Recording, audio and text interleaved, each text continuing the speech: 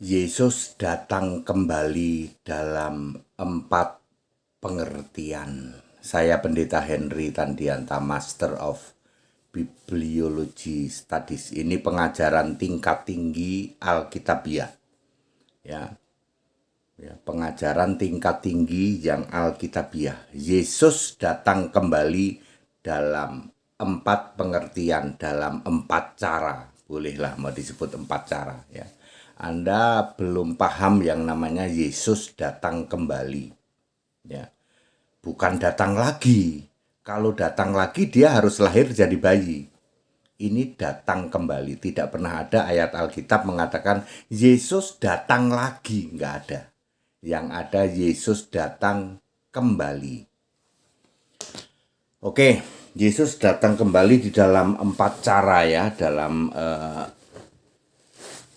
4 cara ya, 4 ways ya. Dalam 4 cara Yesus datang kembali. Ini yang tidak pernah dipahami di luar sana, makanya ini adalah pengajaran tingkat tinggi ya. Ngopi dulu ya. Ada 4 cara atau 4 pengertian Yesus datang kembali. 1, sebagai penghibur, yaitu Roh Kudus. Di dalam Yohanes 15 ayat 26, penghibur yang disebut Roh kebenaran, yaitu Roh Kudus, sudah datang pada saat Yesus naik ditutupi awan tahun 33 Masehi. Yohanes 15 ayat 26, Yohanes 14 ayat 26 dan 28.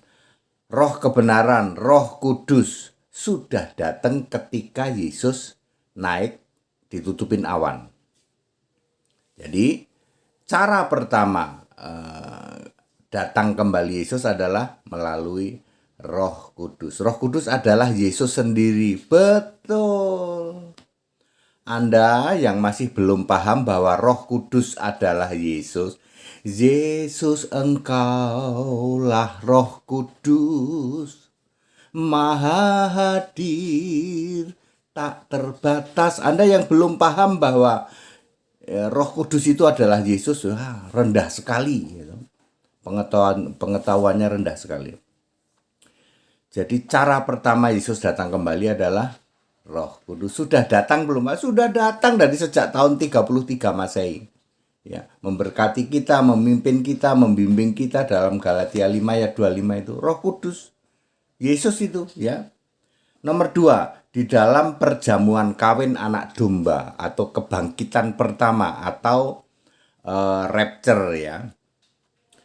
Yaitu Yesus datang kembali sebagai anak domba di awan. Matius 16 ayat 27, Wahyu 1 ayat 7. Peristiwa ini belum terjadi. Kelak akan terjadi sekitar tahun 4930 Masehi. Kok tahu Pak HTD? Tahu dong. Aku kan penyembah Yesus Allah. Bukan penyembah Bapa Iblis. Bukan penyembah Tritunggal Maha Sesat, Maha Bejat. Bukan penyembah segitiga, Maha Bidat. Ya. Tidak, kami tidak menyembah Bapa, Anak, Roh Kudus. Kami tidak menyembah Bapa Maha Sesat, Maha Bejat. Ya. Iblis bapamu. Enggak, kami enggak nyembah iblis. Kami nyembah Yesus Allah. Makanya kami ngerti, you know.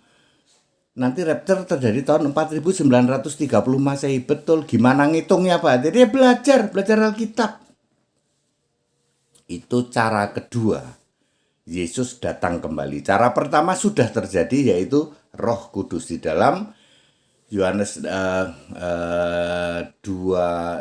15 ayat 26.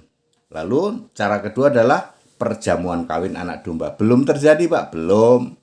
Nanti rapture, pengangkatan orang percaya, kebangkitan pertama. Cara ketiga, perang Harmagedon dan Gog Magog. Harmagedon, setelah rapture terjadi perang Harmagedon. Ya, Yesus datangnya di mana Pak? Di langit lapis kedua. Betapa rendahnya ilmu kamu, ya, orang-orang yang belajar teolologi. Pernah dengar nggak? Yesus ada di lapis kedua melakukan perang Harmagedon. Dia menunggang kuda putih. Beberapa peristiwa diantaranya adalah penuaian di bumi pakai sabit, pakai api, gitu. Juga nanti perang ya dengan api dari langit, ya, karena Yesus sedang ada di langit lapis kedua. Langit lapis kedua adalah bagian dari bumi. Itu cara Yesus datang kembali di bumi. Sudah atau belum Pak? Ya belum.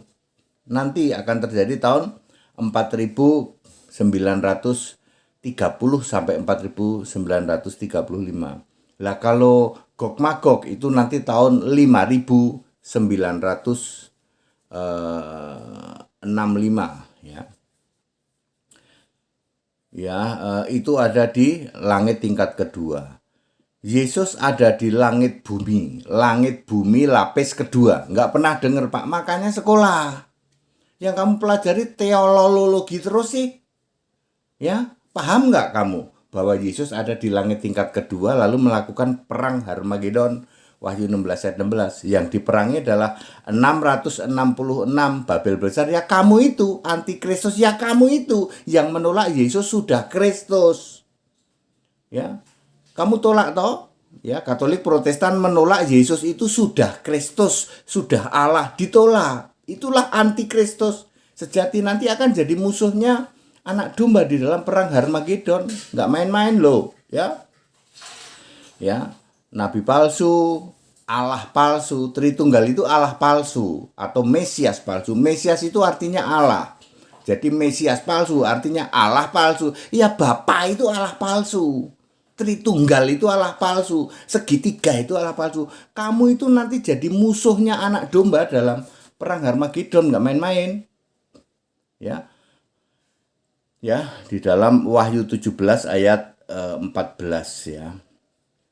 Perang Harmagedon akan terjadi tahun 4930 sampai 4965. Sedangkan dalam perang Gog dan Magog ya.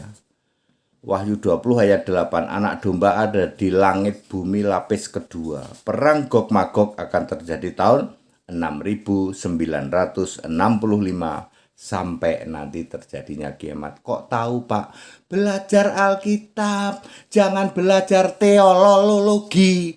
Bakar itu buku-buku teolologi itu. Belajar Alkitab. Nomor 4. Yesus akan datang kedua kalinya di masa 1000 tahun. Datang kembali maksudnya, bukan datang kedua kalinya. Yesus akan datang kembali ya, bukan datang kedua kali ya.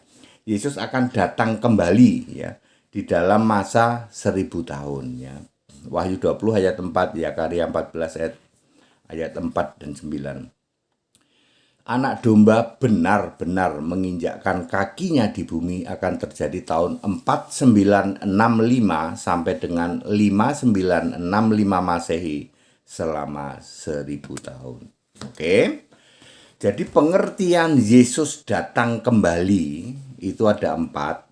3 diantaranya tidak menginjakkan kaki di bumi, yaitu Roh Kudus, kemudian perang Harmagedon dan Gog Magog itu ada di langit lapis kedua.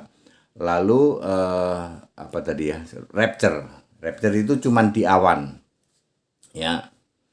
Baru betul-betul menginjakkan kaki di bumi itu masa 1000 tahun. Zakaria 14 ayat 4 sampai 9 ya. Wahyu 20 ayat 4. Jadi very clear. Pengertian seperti ini pengajaran tingkat tinggi ya. Segera buang ajaran teolologi, bakar semua buku-buku teologi. Ya, kembali ke Alkitab ya. Alkitab yang benar ya. Pakai Alkitab LAI. Nanti referensinya Alkitab bahasa Inggris, King James Version, British Basic English sama New English Translation. Udah itu aja. Jangan pakai Ibrani Pak atau Yunani. Ibrani atau Yunani yang kalian pakai itu KW. Ya, selama ada Beresit bara Elohim bakar aja itu. Itu Alkitab KW, jangan kamu pakai. Makanya Alkitab KW dipakai pengajaran teolologi cocok. Cocok toh, ayo. Beresit bara Elohim, Allahnya jamak. Ya, kembali ke Alkitab saja ya. Alkitab Allah yang benar, yaitu Yesus Kristus. Ya, di Alkitab yang benar, Alkitab LAI, Alkitab bahasa Inggris, tidak ada itu Bapa kok jadi Allah. Ya, Tritunggal, nggak ada itu. Ya.